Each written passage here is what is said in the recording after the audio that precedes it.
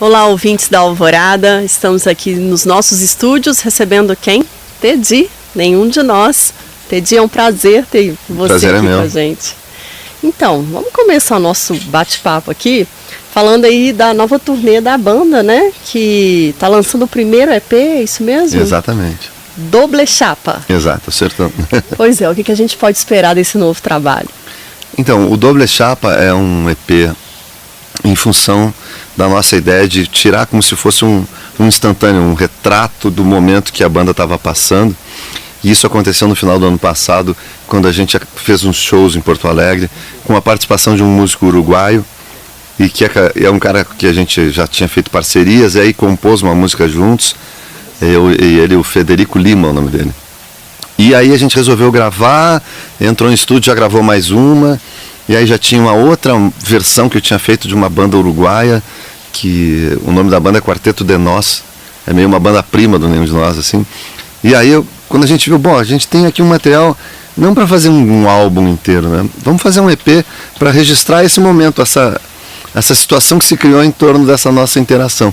E aí se chama Doble Chapa porque no início tinha a ver com pessoas que tinham duas placas de carro, uma do Uruguai e uma do Brasil, e ficavam atravessando a fronteira e tal.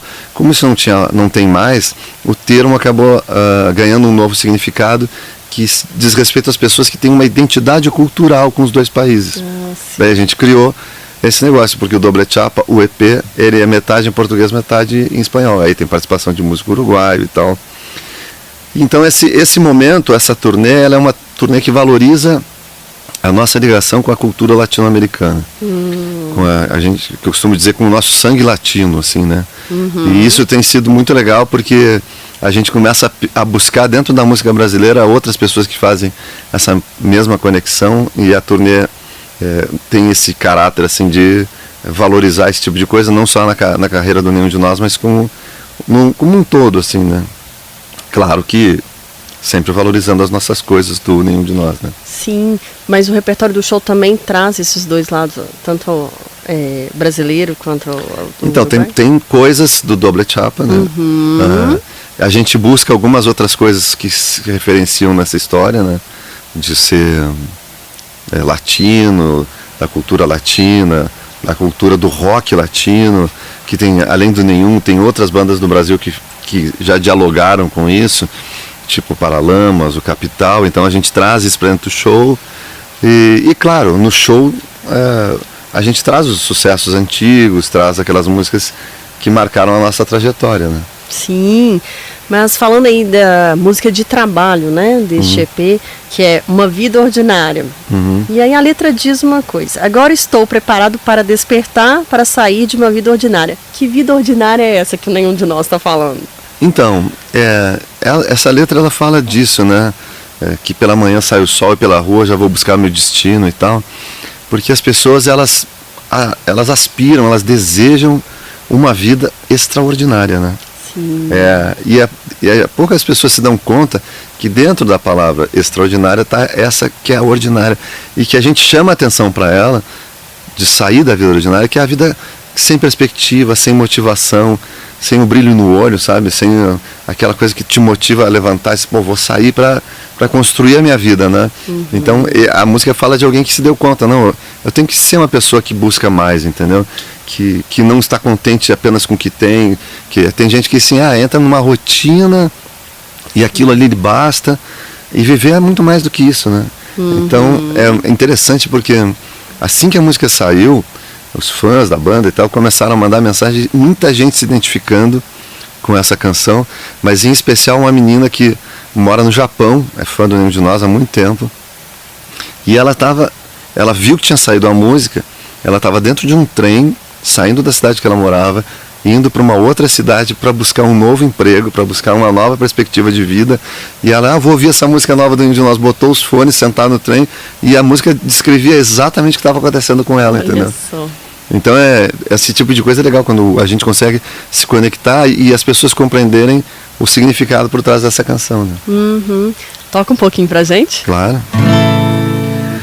Pela manhã sai o sol e pela rua eu já me vou a buscar meu destino. Se meus passos não estão seguros, não, é que despertei atrasado, mas estou preparado para sair de uma vida assim, ordinária, pra fugir até o fim da nossa ilusão, da nossa ilusão. Tá certo. Bom, você falou também que nessa turnê tem, claro, os clássicos, né? Uhum. E acredito que Camila, Serenata de Mármore é o que não pode faltar mesmo no repertório, né? Que o público é a hora que acende ali, né? Mas é muito legal porque já são mais de 30 anos de estrada. E acabou que a gente com o público tem uma relação de conhecimento maior, que prestigia quem curte ou nenhum. E esse número de canções que não podem faltar é bem grande já, né? E aí é legal porque assim, com a história das redes sociais, as pessoas mandam, vai tocar aquela música, vai tocar aquela outra. E a gente pensa da seguinte maneira, poxa, às vezes tem pessoas que viajam 5, 6 horas para assistir o Nenhum de Nós pela primeira vez, e elas querem assistir aquelas canções que elas passaram a vida ouvindo e se preparando para aquele momento de um dia encontrar a banda e tal. Então a gente tem muita noção assim que a gente deve fazer esse agrado, que a gente deve fazer um carinho para o público tocando essas músicas. Então é muito comum da gente atender esses pedidos e procura tocar todas que o pessoal pede, que as pessoas de alguma maneira assim se sentem conectadas de uma forma mais forte, a gente costuma tocar, né? É bom saber, né, que vocês estão sempre olhando ali as redes sociais de vocês e dando essa atenção, né? Claro, mas tem que ser, né? Sim, claro. Hoje a gente conseguiu ter essa ferramenta, tirou o atravessador, né? Sim, exatamente. A gente tem contato direto com o fã, né?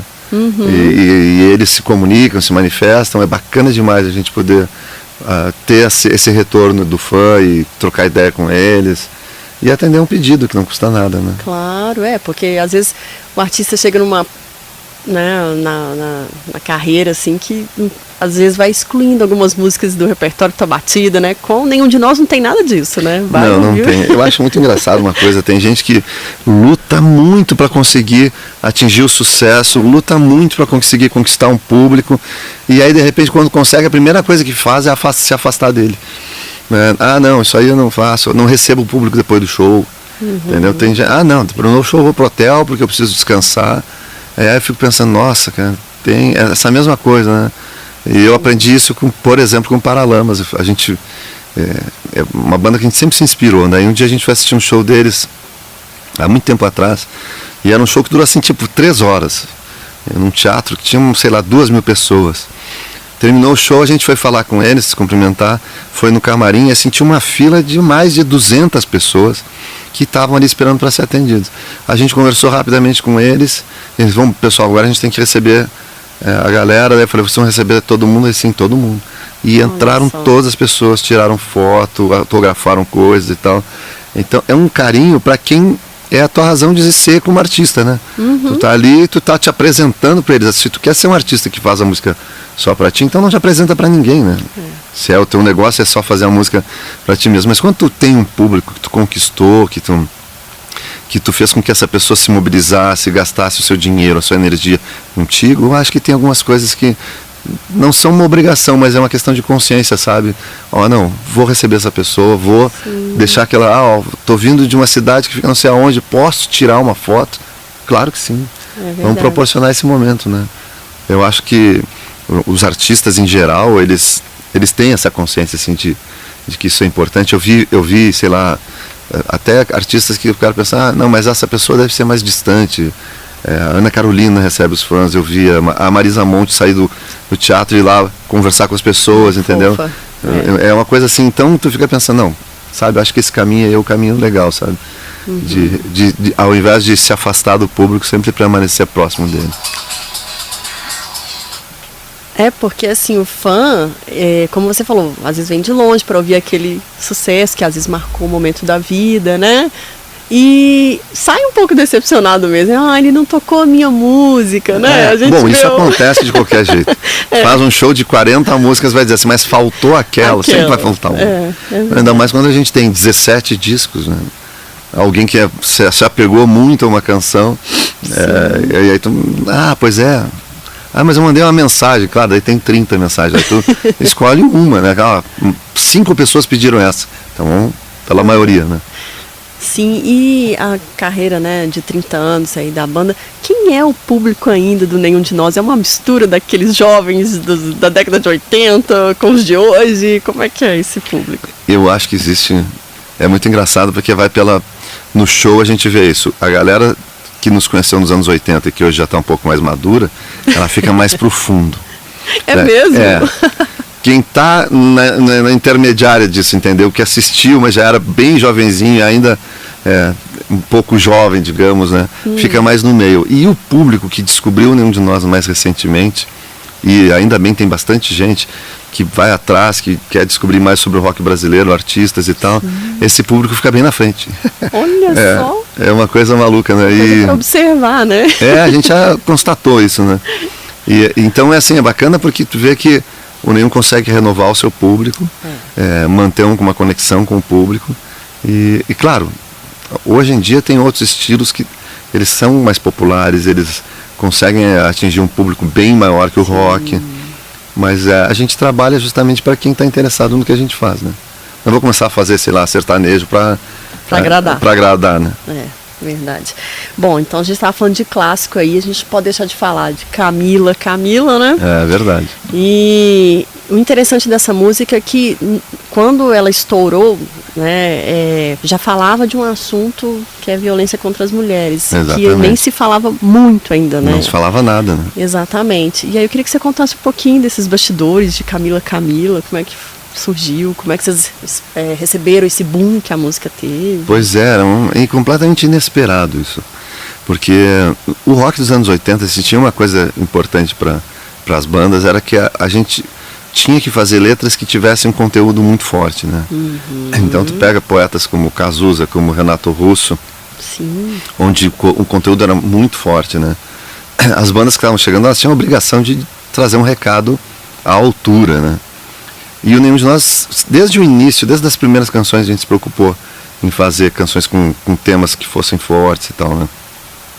E aí a história da Camila veio de uma pessoa que eu conhecia e que estava passando por um momento muito complicado de uma relação abusiva e tudo isso, e que um dia comentando com os colegas de banda e tal, disse, lembra daquela pessoa, está acontecendo tal e tal situação com ela e tal.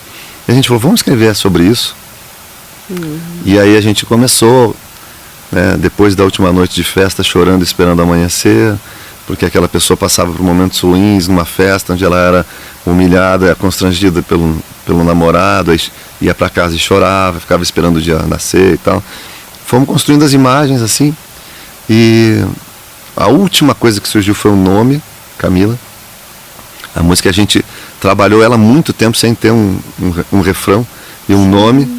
E até que um belo dia de chuva, eu me lembro disso porque no lugar que a gente ensaiava, o cara, para proteger o carpete, ele botava jornal. Então a pessoa via da rua com o pé molhado, pisava no jornal para não estragar o carpete. E a gente trabalhando, sentindo que faltava alguma coisa na música, de repente eu olhei no chão, assim, tava uma propaganda, uma chamada por um filme argentino que se chamava Camila. Olha só. E aí na hora, assim, eu fui na nota, né, no dó, e aí fui no dó e cantei Camila. E na hora, a gente nunca esquece isso, na hora a gente parou assim, sabe, coisa como se tivesse levado um choque. Caramba, isso funciona, que legal, não sei o que, acho que aí tem uma saída. Daí começamos a tocar a música sempre com essa Camila, mas a gente nunca imaginou que ela ia fazer sucesso, o sucesso que ela fez, por justamente tratar de um tema pesado e tudo mais. E o que ela tem de mais legal, assim, foi a história que ela construiu depois. Porque as pessoas que entenderam essa história da Camila, muitas delas passaram por situações semelhantes e vinham nos falar, nos dar um testemunho e diziam, olha, infelizmente eu sou uma Camila da vida real. Olha só. Aconteceu comigo e tal. E essa música me ajudou a atravessar esse momento, porque quando a gente vê que tem uma música como essa, que atinge tanta gente, que faz tanto sucesso, é sinal que muita gente se identifica, então que muita gente passou por isso. E isso me ajudou a encontrar força para sair da situação. Então essa música foi além, né? Ela ultrapassou as notas musicais, a poesia, para atingir a vida das pessoas. Né? Levantou uma discussão, inclusive, né? E como você mesmo falou, né? Não era um assunto muito falado. Até hoje, a gente não vê música tratando desse tema. Vê o contrário, né? A gente vê muita música onde se desrespeita a mulher, onde se fala da mulher de um jeito pejorativo, onde se prega até uma violência contra a mulher. Isso está cheio, né? Agora, para defender, são pouquíssimas. Né? Sim. E uma outra curiosidade dessa música é que Camilas pipocaram depois também, né? O nome, né? É verdade. Isso é uma coisa maluca também, porque há pouco tempo atrás, cerca de um mês atrás, conversando com o pessoal que trabalha com dados e com essas coisas de programas que manipulam dados e tal, um cara entrou numa história do IBGE e descobriu, tem um gráfico lá, que antes da música, no Brasil existiam cerca de 18 mil Camilas. Tá lá o gráfico, o número, tinha um número preciso, né? E que quando a música estourou em 87, 88, o gráfico dá uma subida absurda e a gente passou a ter mais de 200 mil Camilas no Brasil. Para te ver como a gente até batizar as pessoas a gente fez. Verdade. Bom, depois dessa história, não poderia deixar de pedir Camila, tocar um pedacinho, né? Vamos lá.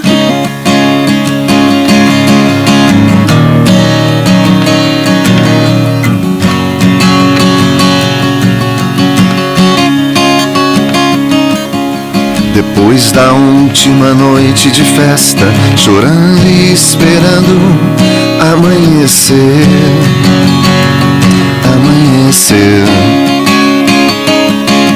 as coisas aconteciam com alguma explicação,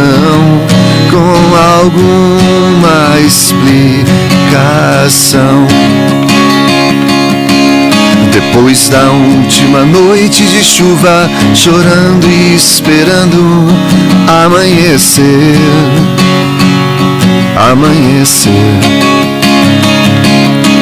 Às vezes peço a ele que vá embora,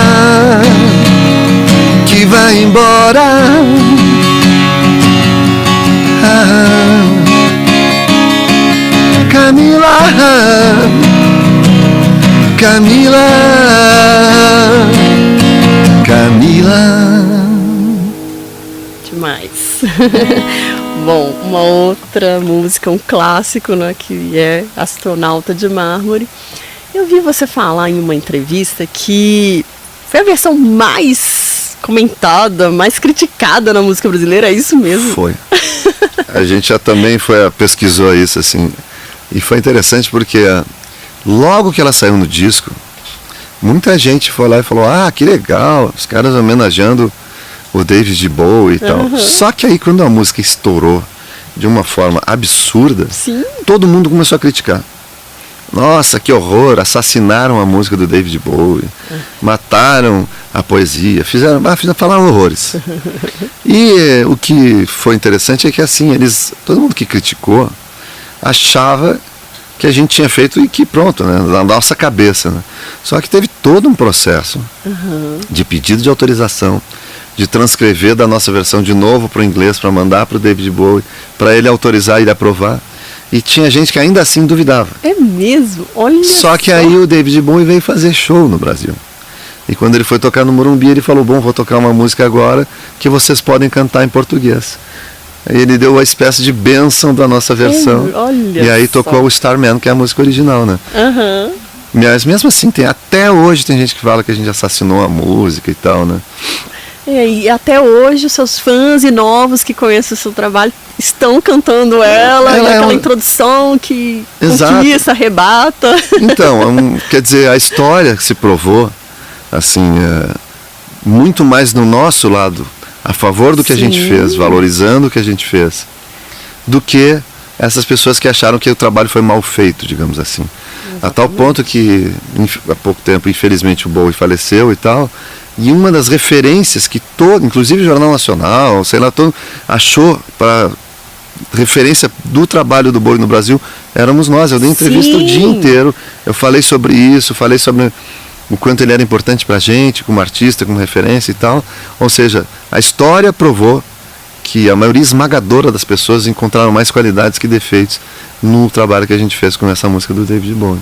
Fantástico. Eu particularmente adoro. Gosta? Muito. Quer ouvir um pedacinho? Quero. Eu agradeço. A lua inteira agora é um manto negro, o fim das vozes no meu rádio. São 4 ciclos no escuro deserto do céu.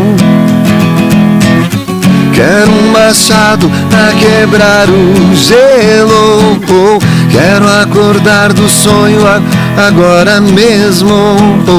Quero uma chance de tentar viver sem dor. Sempre estar lá e ver ele voltar. Não era mais o mesmo, mas estava em seu lugar. Sempre estar lá e ver ele voltar. O tolo teme a noite, como a noite vai temer o fogo. Vou chorar sem medo, vou lembrar do tempo de onde eu via o mundo azul. Obrigada. Bom, uma curiosidade que eu sempre tenho é o nome, né? Por que Nenhum de Nós? Então, a explicação é pior do que o nome chama mais atenção. Isso veio de quando a gente já tinha um show marcado num lugar onde a gente estava ensaiando. Sim. E aí nos pediram, olha, temos que fazer um cartaz. E a gente se deu conta que a banda não tinha nome ainda, né? A gente já vinha ensaiando, desenvolvendo a ideia da banda, mas não tinha um nome. E aí a gente procurou, conversando, as coisas que a gente tinha em comum.